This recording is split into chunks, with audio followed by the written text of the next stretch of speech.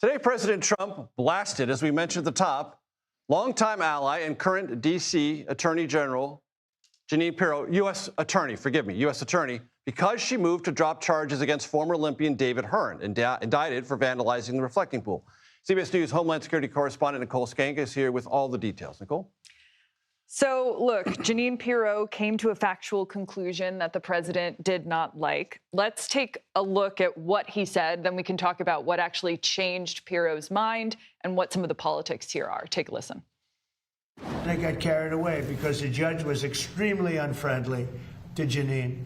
And frankly, I think she choked because the judge was really vicious.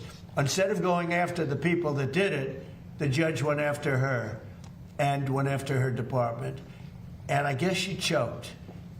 I don't know what the hell happened. Are you reconsidering her role, Pirro's role? I don't know what.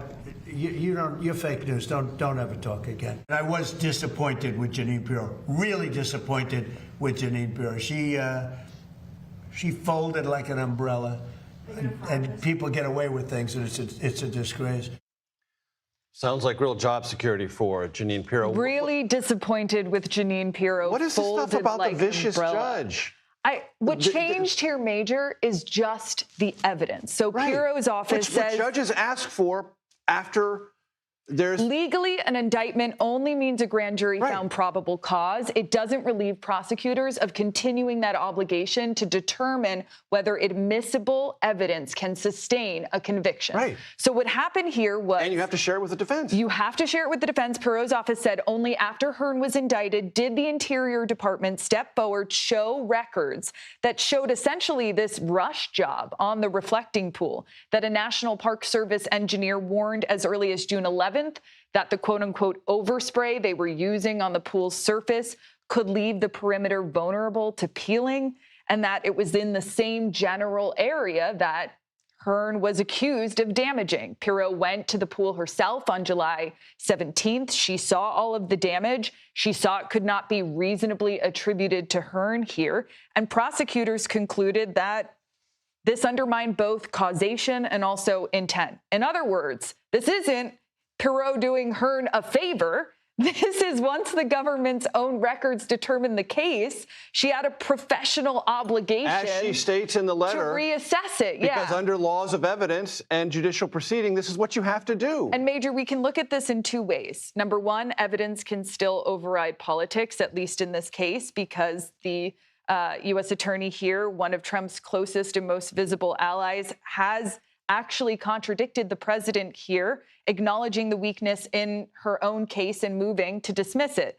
Whether or not the president fires her, however, will be interesting to watch because it would deepen, not answer concerns about a politicized Justice Department. And Nicole, we had you here Friday to talk about Minnesota. Yes. And cyber attacks on water systems. I understand Michigan is now also part of this story. And that's the big headline over the weekend. Now, we had spoken about this on Friday, that there were 7 states that were affected and that there were similar systems used in Minnesota as there were in Michigan, in Ohio, in Texas.